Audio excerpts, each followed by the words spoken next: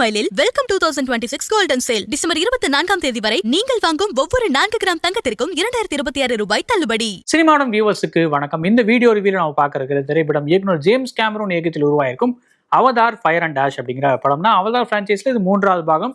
Avatar 2ஆம் பாகம் 2022ஆம் ஆண்டு வெளியாச்சு. அந்த வே ஆஃப் வாட்டர் படம் எனக்கு பெருசா ஒர்க் அவுட் ஆகல. எக்ஸ்பீரியன்ஸா சூப்பரா இருந்தது. நிறைய டெக்னிக்கலா ஒரு பயங்கரமான விஷயங்கள்லாம் பண்ணியிருந்தாங்க. விஷுவலா பயங்கரமான ஒரு மூவி தான். பட் ஸ்டில் ஸ்கிரிப்டா அது இன்னும் பெட்டரா இருந்திருக்கலாம் அப்படிங்கிற ஒரு ஃபீல் இருந்துட்டே இருந்தது.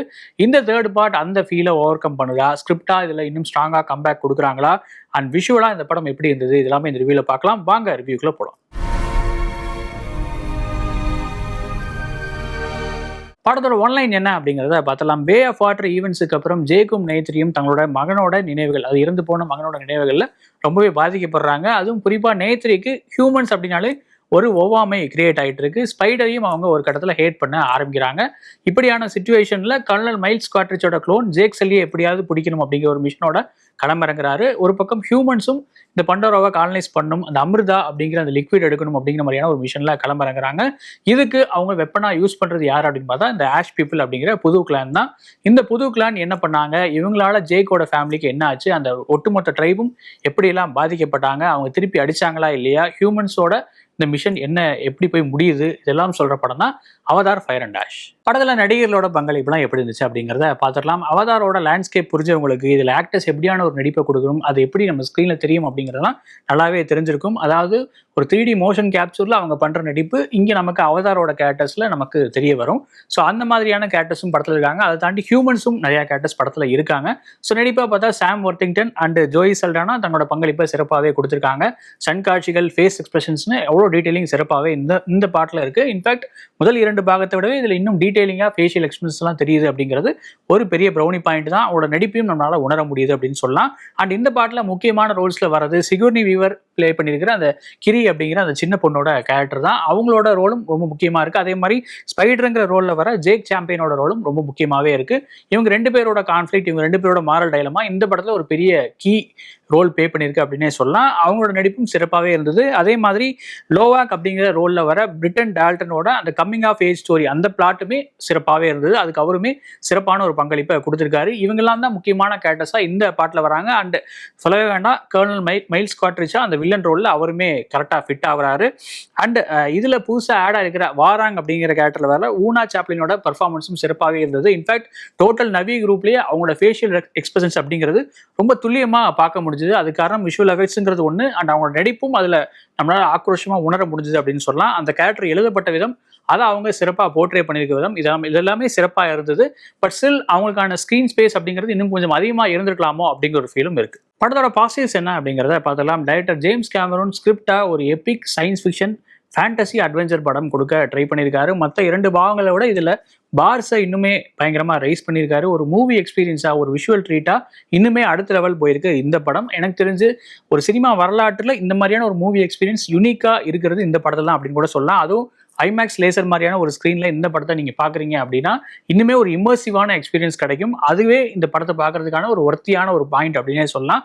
டெக்னிக்கலா இன்னும் கொஞ்சம் டீப்பா சொல்லணும் அப்படின்னா படத்தோட லேயர்ஸ் அப்படிங்கிறது ரொம்பவே ரியலிஸ்டிக்கா இருந்த ஒரு ஃபீல். அதுவும் எந்த அளவுக்கு அப்படின்னா நவி பீப்புள் இருப்பாங்க, நார்மல் ஹியூமன் பீப்புள் இருப்பாங்க. 2 பேரும் இன்டராக்ட் பண்ணிக்கிற விதம், 2 பேரும் சேர்ந்து ஃபைட் பண்ற சீன்ஸ், இது எல்லாமே ரொம்ப ரியலிஸ்டிக்கா இருந்தது. முதல் 2 பாகங்களை விட இதுல இன்னும் ரியலிஸ்டிக்கான டச் கொண்டு வந்திருக்காங்க அப்படின்னே சொல்லலாம். அண்ட் முன்னாடியே சொன்ன மாதிரி அந்த ஃபேஷியல் ரியாக்ஷன்ஸ் அப்படிங்கிறதும் ரொம்ப தத்ரூபமாகவே இருந்தது. நவி பீப்புள் என்ன நினைக்கிறாங்க, அவங்களோட எமோஷன்ஸ் என்ன அப்படிங்கிறத இன்னும் நமக்கு ஸ்ட்ராங்காக கன்வே பண்ணுறாங்க. அதில் ஏஜ்டான பீப்புள்லாம் வருவாங்க, அவங்களுக்கு அந்த ஸ்கின்ல இருக்கிற ரிப்பிள்ஸ் கூட அவ்வளோ பயங்கரமாக தெரிஞ்சுது. இந்த அளவு டெக்னிக்கலாக இந்த படத்துல பல மடங்கு ஒர்க் பண்ணியிருக்காங்க அப்படிங்கிறது இன்னொரு பெரிய பாசிட்டிவ்.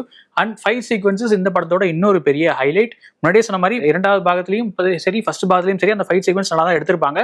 பட் இதுல இன்னும் ஒரு ஸ்கேல் அப் பண்ணியிருக்காங்க அப்படின்னே சொல்லலாம். அவ்வளோ எலிகண்டா கொரியோகிராஃப் பண்ணப்பட்டிருக்கு எல்லா சன் காட்சிகளும். அதுவும் வந்து பெரிய பெரிய அந்த மிருகங்கள், அந்த பறவை மாதிரியான விஷயங்கள் எல்லாம் ஒன்று சேர்றது, அப்போ கடவுளில் இருக்கிற சில மிருகங்கள் எல்லாம் சேர்ந்து ஃபைட் பண்ணுறது, இந்த மாதிரியான சீக்வன்ஸ் எல்லாமே ரொம்ப ஒரு என்ன சொல்றது, ஒரு விஷுவலாக தேட்டருக்கான படம் பாது அப்படின்னு சொல்ற அளவுக்கு இருந்தது. அந்த விஷயங்கள் எல்லாமே இந்த படத்துக்கு பாசிட்டிவா இருக்கு அப்படின்னு சொல்லலாம். அண்ட் ரைட்டிங்காகவும் ஒரு சில இடங்கள்ல படம் ஸ்டாண்ட் அவுட்டா தெரிஞ்சது. குறிப்பா முதல் 2 பாகங்கள் ஜேக்கோட டைலமாவை பேசும். ஜேக் சல்லி அப்படிங்கிற ஒரு கேரக்டர், அவர் ஹியூமன்ஸை சூஸ் பண்ணணுமா, அவதாரோட அந்த நவி ட்ரைபோட இருக்கணுமா அப்படிங்கிற ஒரு மாரல் டைலமாலே இருந்துட்டு இருப்பாரு. அது முதல் 2 பாகங்களை ஓரளவு ஸ்டாண்ட் அவுட்டா தெரிஞ்சது. இந்த பாகத்தில் நெய்த்ரியோட மாரல் டைலமாவை பேசியிருந்தாங்க. அவங்க எதை சூஸ் பண்ணணும், ஸ்பைடர் அப்படிங்கிற ஒரு அந்த கேரக்டரை வந்து வெறுக்கணுமா, அவன் மேலே அன்பு செலுத்தணுமாங்கிற அந்த கன்ஃபியூஷன், அந்த ஆங்கிள், அந்த பிளாட் சிறப்பாகவே இருந்தது.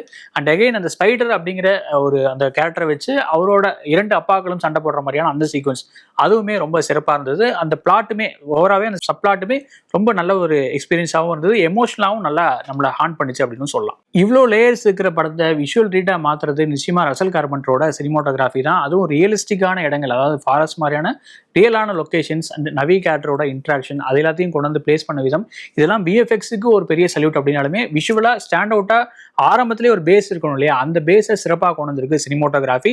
அண்ட் சைமன் ஃப்ராங்க்லினோட மியூசிக்கும் இந்த படத்துக்கு ஒரு பெரிய அட்வான்டேஜ். எங்கேயுமே ஓவர் டூ பண்ணாமல் எமோஷன்ஸுக்கு முக்கியத்துவம் கொடுத்து, விஷுவல்ஸுக்கு முக்கியத்துவம் கொடுத்து, தேவையான இடங்களில் மட்டும் சிறப்பாக ஒழிச்சிருக்கு. மியூசிக் வர காட்சிகளில் இன்னுமே எமோஷனலாக நம்மளை அப்லிஃப்ட் பண்ணியிருக்காங்க. மியூசிக் என்ன ஒரு படத்துக்கு பண்ணணுமோ அதை பண்ணியிருக்கு அப்படிங்கிறதே ஒரு பெரிய பாசிட்டிவான விஷயம். படத்தில் இதெல்லாம் பெட்டராக இருந்திருக்கலாம் அப்படிங்கிறத பார்த்தலாம். முதல் 20 நிமிடங்கள் அந்த கிரீஃப் பீரியட், அந்த மௌனிங் பீரியட் அப்படிங்கிற ஒரு விஷயத்தை தான் காட்சிப்படுத்துறாங்க. அதை இன்னுமே கொஞ்சம் ட்ரிம் பண்ணியிருக்கலாம் அப்படிங்கிற ஒரு ஃபீல் இருந்துகிட்டே இருந்தது. அதுக்கப்புறம் ஸ்க்ரீன் பிளே ஓரளவு சுவாரஸ்யமாக தான் நகருது.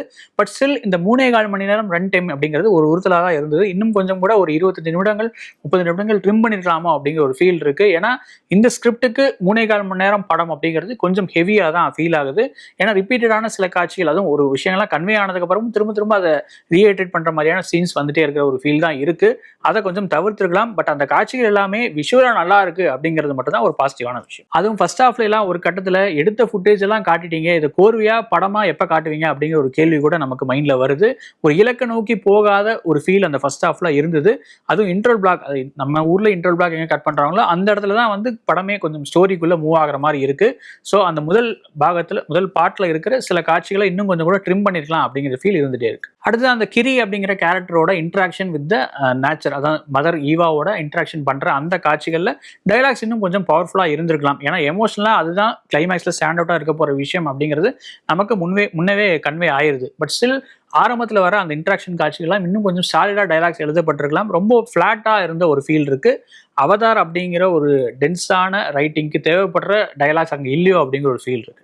அண்ட் ரொம்ப யூஸ்வலான பழக்கப்பட்ட கிளீஷேவான சினிமா ட்ரூப்ஸ் அங்கங்கே யூஸ் பண்ணியிருக்காங்க. அதுவும் கிரியோட கேரக்டர் எழுதப்பட்ட விதம், அவங்க வந்து அண்டர் வாட்டரில் திரும்ப ப்ரீத் பண்ண முடியாது அப்படிங்கிற மாதிரிலாம் ஒரு சில லாக்லாம் வைக்கிறாங்க. அதே மாதிரி ஸ்பைடர் கேரக்டருக்கு அந்த மாஸ்க் வச்சு ஒரு பிரச்சனையும் காட்டுறாங்க. இது எல்லாமே அவங்க ஓவர் கம் பண்ணிடுவாங்க அப்படிங்கிறது நமக்கு முன்னாடியே தெரியுது.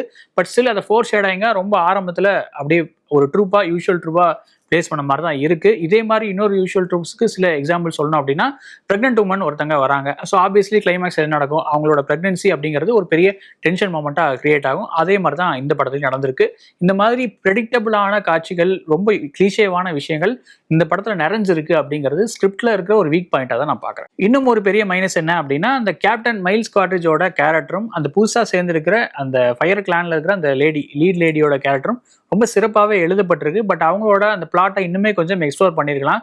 ஏன்னா படத்தோட பேரே ஃபயர் அண்ட் டேஷ் அப்படிங்கிறப்போ அந்த கேரக்டர் ரொம்ப ஒரு கடத்துல எல்லாம் அவங்க வந்து ஒரு 15 to 20 மினிட்ஸ் படத்துலயே இருக்க மாட்டாங்க. அப்பெல்லாம் எங்க போனாங்க அப்படிங்கிற ஒரு கேள்வி கூட நமக்கு வருது. அந்த கேரக்டருக்கு இன்னும் ஸ்கிரீன் ஸ்பேஸ் கொடுத்துருக்கலாம், அவங்களை இன்னும் பிளாட்டுக்குள்ள ஒரு முக்கியமான விஷயமா கொண்டு வந்திருக்கலாம் அப்படின்னு நினைக்கிறேன். படத்தோட ஓவரால் வேர்டிக்ட் என்ன அப்படின்னா, நிச்சயமா ரைட்டிங்கா இன்னும் ஸ்ட்ராங்கான ஒரு ஸ்கிரிப்ட் இந்த படத்துக்கு தேவைப்படுது. அவதார் பிரான்ச்சைஸ்ல வந்த படங்கள்ல நிச்சயமா செகண்ட் பார்ட்டை விட இது ஒரு பெட்டரான படம் தான், ஸ்கிரிப்ட் வைஸும் சரி எல்லாத்துலயும் சரி. பட் ஸ்டில் அந்த ரைட்டிங்ல இன்னும் கொஞ்சம் பெட்டரான ஒரு அவுட்புட் இருந்திருக்கலாம் அப்படிங்கிற ஒரு ஃபீல் இருந்துட்டே இருக்கு. ஆனா விஷுவலா இந்த படம் ஸ்டாண்ட் அவுட்டா தெரியறதுனால விஷுவலி இந்த படத்தை ரேட் பண்ணோம் அப்படின்னா ஒரு ஃபென்டாஸ்டிக்கான வாட்ச் அப்படின்னே சொல்லலாம். பட் ரைட்டிங்கா இந்த படத்தை ரேட் பண்ணோம்னா ஒரு அபவ் ஆவரேஜ் ப்ராடக்ட் அப்படின்னு தான் சொல்ல முடியும். மேபி அடுத்தடுத்த பாகங்களில் இந்த பிரச்சனைகளை சரி பண்ணுவாங்க அப்படின்னு நம்பலாம். இதே மாதிரி வேற ஒரு ரிவ்யூல உங்களை மீட் பண்றேன். நன்றி, வணக்கம். புத்தாண்டு கொண்டாட்டமாக தங்கமயில் வழங்கும் வெல்கம் 2026 கோல்டன் சேல். நீங்கள் வாங்கும் ஒவ்வொரு 4 கிராம் தங்கத்திற்கும் 2026 ரூபாய் தள்ளுபடி. இச்சலுகை டிசம்பர் 24 வரை மட்டுமே. தங்கம் வாங்க தங்கமயிலுக்கு வாங்க.